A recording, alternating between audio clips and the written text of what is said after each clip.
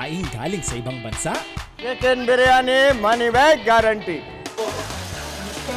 It's perfect because it's giving the taste and it's clean and everything so that it's masarap. Bakit nga ba patok na patok din sa mga Pinoy? Masarap kasi yung rice ng India. So for me, unang tikim ko is, for me masarap agad siya. Ang mga putahing all-in-one meal tulad ng biryani ay nakikita rin sa ibang kultura, pati na rin sa pagkaing Pilipino. Para kunin lang natin yung inspirasyon from these signature dishes talaga ng iba't ibang bansa at iba't ibang kultura, itatapat lang din yung sarili nating version. Food Explorers, pagsaluhan natin ang isa na namang food trip mula sa masayang kalsada ng Maynila hanggang sa Yumi's Farm ng Tayabas, Quezon. Madalas dayuhin ang Karyedo kung gusto mong makamura sa iba't ibang mga paninda. Pero tuwing Sabado at Linggo ng hapon, dumadagsa ang mga suki ng isang tindero ng biryani dahil sa kanyang authentic at masarap na recipe. Pinabutan namin si AJ kasama ang kanyang asawa at anak habang nagsiset up ng kanilang pwesto sa kalsada. At ilang minuto pa nga lang ang lumipas, nagsidatingan na ang mga customers niya. Chicken biryani po. Chicken biryani, money back guarantee. Mas masarap chicken biryani.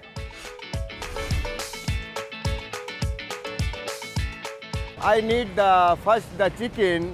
Tapos I buy the basmati long rice, the grade. This is Indian rice. Here the Philippines do not like the sobra hanggang. Sobra spicy do not like. They like the medium. So I put the spicy only medium lang. They order me 20 pieces, 50 pieces. I make the spicy, no problem. Ako taga-manage sa palengke. Kaya alas 4, gising na ako yan. Pupunta na ako sa palengke. Matatapos niyan, mga 6. Tapos marinate yung manok. Ready na yung kanin. Tapos hintayin lang yung manok na mga 15 minutes. Sales representative kapag weekday, biryani vendor naman kapag weekend sa AJ. At ang foreigner from India, agaw pansin sa kalsada. Dahil bukod sa masarap niyang tinda, huli niya ang kiliti ng kanyang mga suki. 320 po. Wala tawad? Mura. Mura. Restaurant 280, 300. Eco 160. Mura. Okay. Right? Biryani. Money back guarantee. Biryani. Masarap. Biryani. Masarap. Hi, Chef JR. Hello. Sir Chef, birthday ko po September 15. From Caloocan, Millet Borlongan. Kaway lang guys. Oo naman!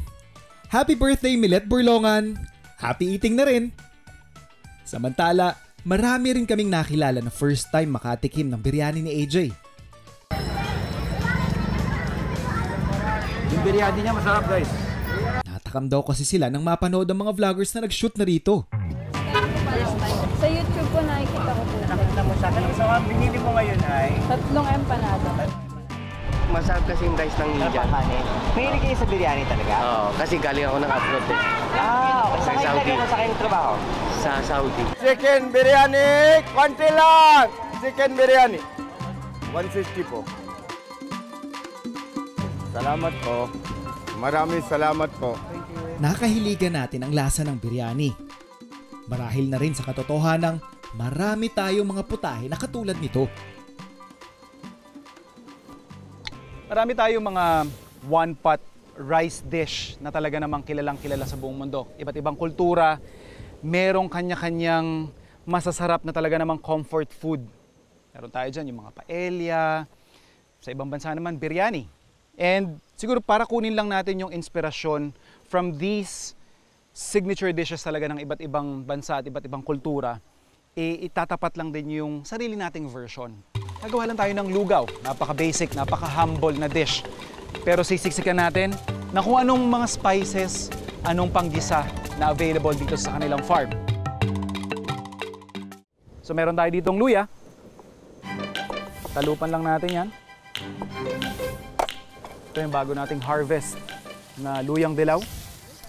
So once na nahugasan na natin ng maayos yan, pwede nyo nang hindi siya talupan. So halo lang natin yung ating luya at luyang dilaw. Tayong bawang. Meron tayong native na sibuyas. Paalala mga food explorers, sa paghahanda ng bawang at sibuyas para sa recipe na to, magtabi rin kayo ng sobra kasi gagamitin natin ito mamaya. And susunod naman natin yung ating mga protein. Meron tayo ditong manok at meron din tayong pata ng baboy. So ito yung ating native na manok.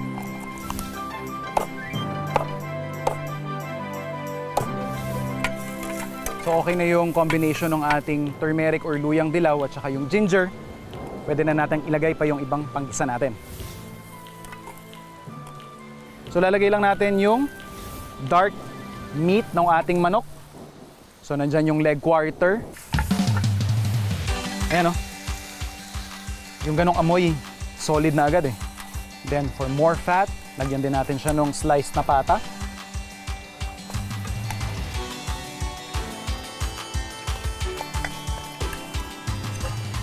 And then yung buo-buo nating sibuyas.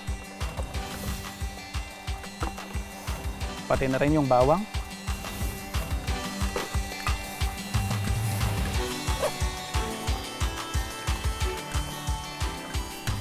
Yung ganyang klase ng amoy, medyo nagsasama-sama na yung kanya-kanyang karakter ng mga pinanggisa natin. This is the perfect time para ilagay naman yung pinakabida ng ating dish, which is yung ating bigas or malagkit. Sinasabi ko siyang bida kasi nga, aside of course sa mga aromatics na ginamit natin, is siya yung talagang parang pinaka-medium na nagdadala lahat ng mga flavors na yon sa inyong mga bibig. So, kumpara naman dun sa kilala nga rin natin na biryani. Biryani is basically, unang-una pagkakaiba nun sa ginagawa niyan is yung dami ng spices na ginagamit sa gantong putahe is talaga namang napakalawak. Iba't ibang combination ito ng mga buto, mayroong mga bark, meron din kagaya nung ginamit nating luya, bawang, sibuyas. But as far as the technique itself, pwede nating sabihing halos magkapareho sila. Once na naihalo na natin, nasangkot siya na natin kasama yung bigas, pwede na nating lagyan ng stock.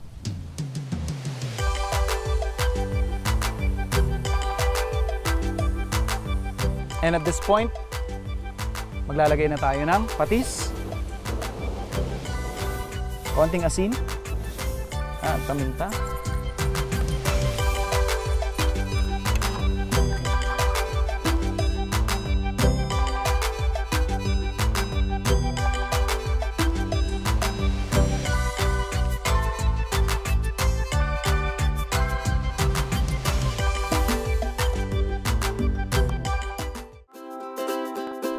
Ngayong linggo, biyahe tayo ng Tayabas, Quezon.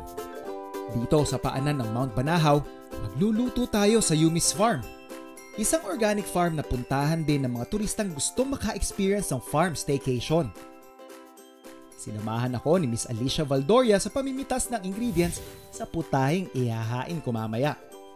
Ganito lang ang buhay sa probinsya, pitas-pitas. Tapos sa seminar na alaman ko rin po na after 4 hours na mapitas mo pala ang gulay, unti-unting nawawala na enzymes niya. Okay. Kaya mas maganda pala, pagkapitas mo, lulutuin mo na agad. Kaya ganun pala sisigla at saka kalalakas ang mga lolo't lola natin dati. So hindi chismis na mas masustansya kapag mas fresh.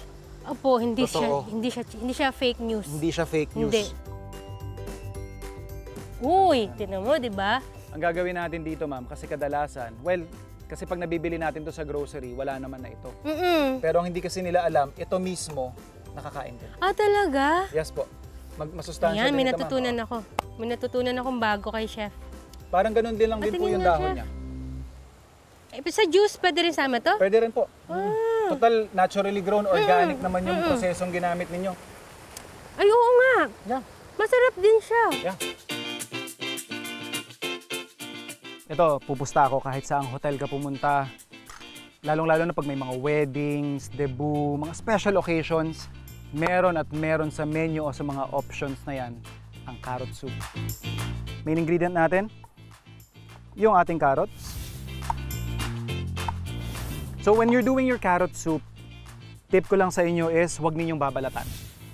Kung medyo nag-aalangan kayo, madumi kasi may mga lupa, then you might wanna scrub it, basta hugasan nyo siya ng maigi. Pero yung pinaka-importante nga is, isasama ninyo yung balat. Unang-una, yung flavor and yung karamihan ng vitamina niya is nandun sa layer ng pagitan ng balat at saka ng pinaka-flesh. So just to be sure, isasama natin siya. So we're just gonna cut this into portions.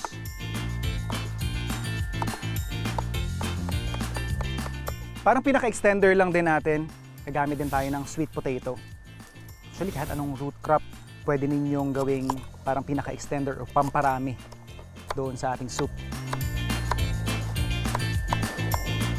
So, mainit na yung ating pan. Yan lang natin yan ng konting mantika. And then kahit hindi pa piping hot yung ating pan at mantika, pwede na nating ilagay yung ating carrots and sweet potato. So habang medyo binabrown natin yung ating kamote at carrots, prepare naman natin yung ating panggisa.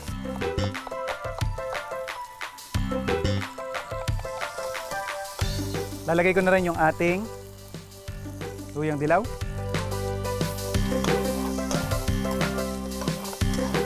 Sibuyas.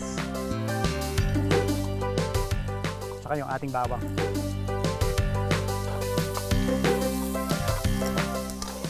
And ito yung sinasabi natin, if ever maka-visit kayo or makapunta kayo sa isang farm na nagpipick and pay sila or dun sa inyong supplier siguro is makakukuha kayo ng kasama yung tangkay, better. Kasi ito mismo ay pwede nating gulayin. Then, lagay lang din natin dun sa ating ginigisa. Siyempre, bukod dun sa main ingredient natin, pinaka-importante, yung kaldong gagamitin natin. So, meron tayo ditong chicken broth. Timplahan natin ng patis. Siyempre, paminta. Mga food explorers, whenever you're using turmeric, again, we know it's very healthy, but mas ma-activate yun or mas ma-absorb ng katawan natin kapag hinaluan ninyo ng freshly cracked na paminta. You have the option to serve it as is. Actually, pwedeng yan na siya eh. Maganda yung kulay. We're gonna serve it parang hotel style. Pupuree natin. Saka natin ipa-plate. Pwede ba na serve.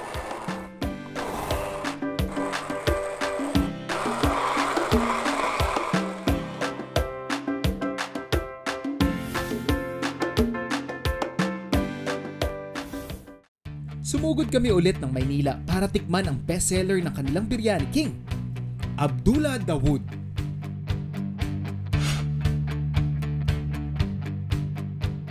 Kumpara kay AJ na Indian recipe ang biryani, Egyptian naman ang version ni Abdullah dahil nagmula siya sa naturang bansa.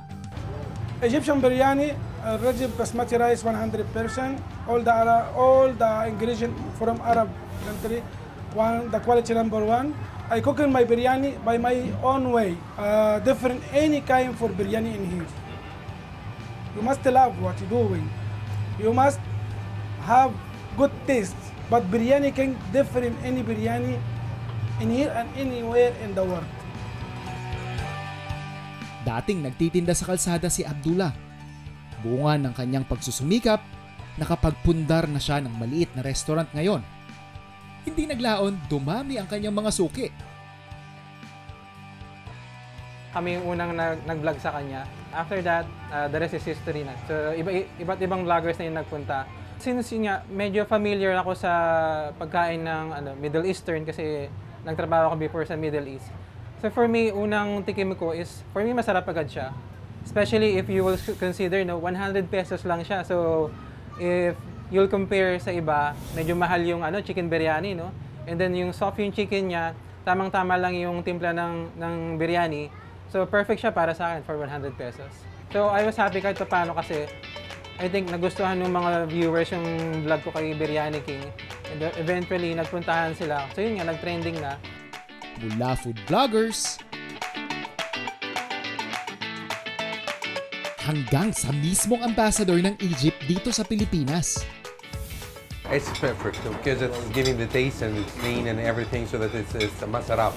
I like it. Okay, the first time that the people at the embassy, they came to me and they told me, there is an Egyptian making, it's becoming viral, and the people talking about it. This is Egyptian biryani, or the king of biryani. I said, okay, just let me see, and then I called him, and I expressed that my appreciation, because that I see that he was trying really hard.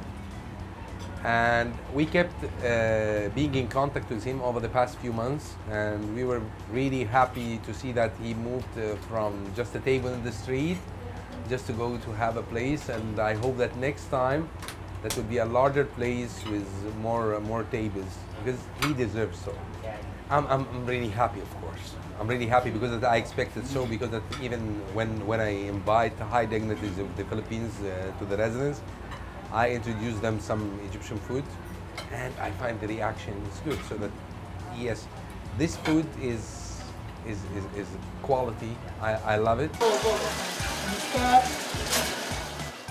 Masayahin, masigla, at punong-puno ng good vibes itong si Abdullah.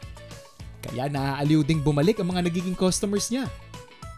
Pero bago niyan matamasa ang tagumpay, tumanas din ng hirap ang Biryani King. First time I come in tourist from Philippines, 2019. I come in tourist, and then I meet my wife. I make bread and I round 5 pieces by 50 peso. And then not the people in here don't know the Arab bread. One time my life coming dark and coming black. I go into my home, wala na food, no water, no electric. 4 months, even milk for my baby, no have. Matapos palayasin sa kanilang tirahan, napadpad ng Maynila si Abdullah at dito na siya nakipagsapalaran. Ibinenta niya ang isa sa kanilang 2 maleta para ipuhunan sa kanyang biryani business.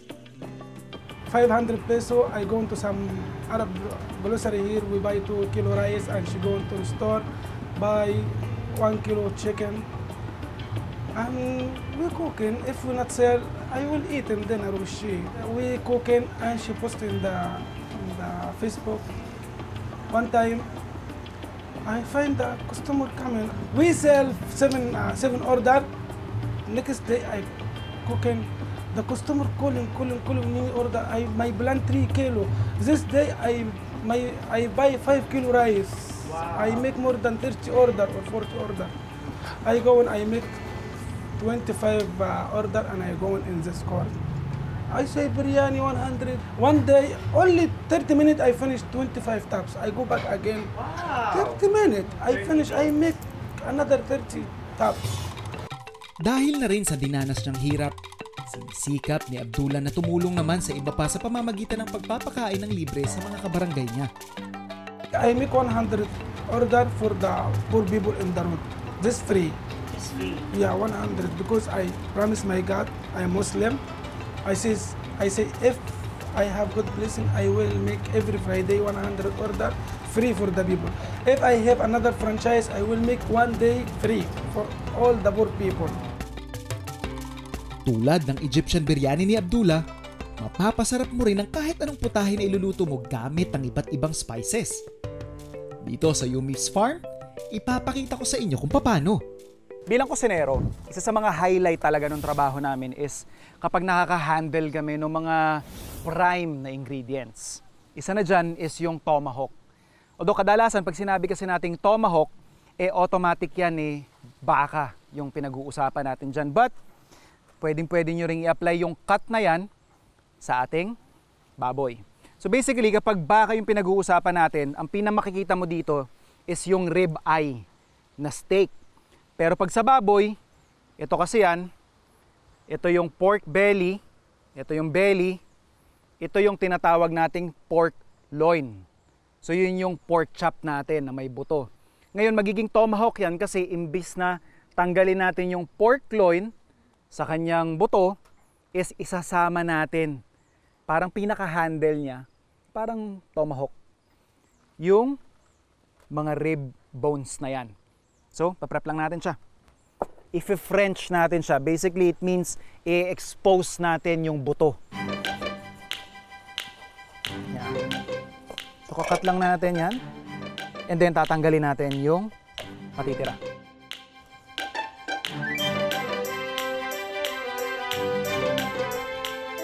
So ito na yung naka-expose nating buto. So lilinisin lang natin to.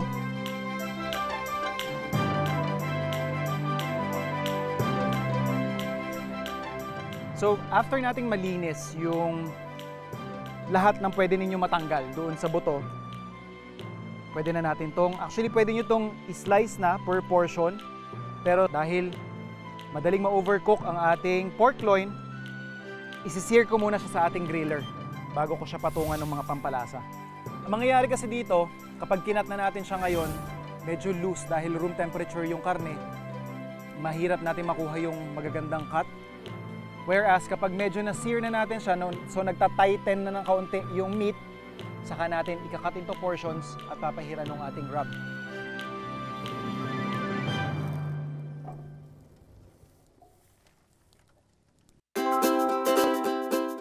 So habang sinisir natin yung ating tomahawk pork, gagawin lang natin yung parang pinaka-spice rub natin.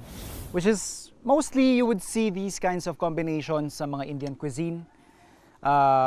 Pag familiar kayo sa biryani, may mga ilan dito na ginagamit din sa dish na yan. And yun lang yung parang gusto natin yung i-adapt. So meron tayo dito, cumin. Meron naman tayo ditong mustard powder, onion powder. And ito, paprika. And of course, maraming paminta.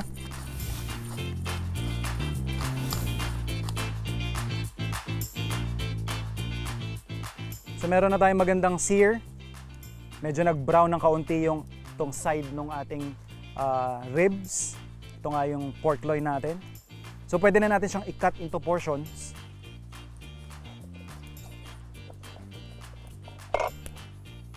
So after natin ma-sear, na-cut na natin into portion, atin na siyang isi-season. So again, pwede rin kayong mag-experiment kung ano yung mas prefer ninyo.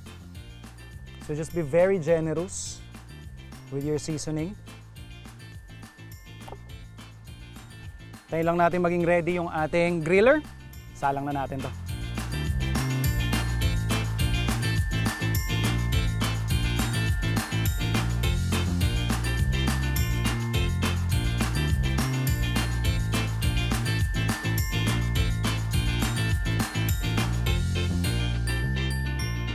So ito na, nakuha na natin yung doneness na gusto natin for our pork loin or for our tomahawk.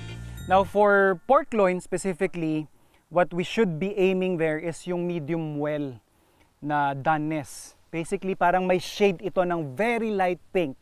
And yes, that is safe. At yun yung pinaka-perfect temperature niya para maluto kasi yun yung pinaka-malambot, juicy at talaga namang masarap pagkakaluto niya. So, important reminder lang bago natin to slice at i-serve, kailangan i-rest muna natin at least 5 minutes. Pwede na.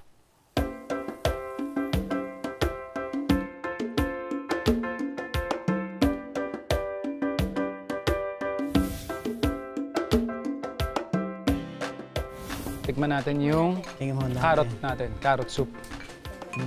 So yung mga main ingredients natin galing sa farm menu mismo.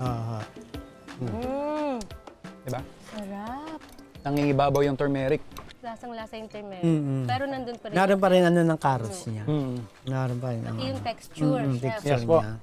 Ibang klase. Yes. Ito yung gusto ko pag marami yung luya.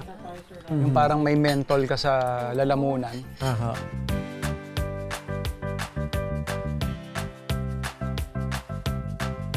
Food unites us. Biryani. Money back guarantee. Hindi man tayo magkaintindihan, ito ang nagsisilbing tulay para maipagdiwang natin ang iba't ibang kultura. Minsan, pagkain din ang sumasalamin sa ating pinanggalingan, ang sumasagisag sa ating tagumpay. Maraming salamat po. At sa bandang huli, isa lang naman ang ating hangarin. Magbigay ng ngiti, makipagkawang gawa, at magsilbi sa kapwa. The business not easy, the dream not easy, but we must be patient in life. Gamit ang mga putahing mura, malasa, at pinasarap ng ating iba't ibang karanasan sa buhay.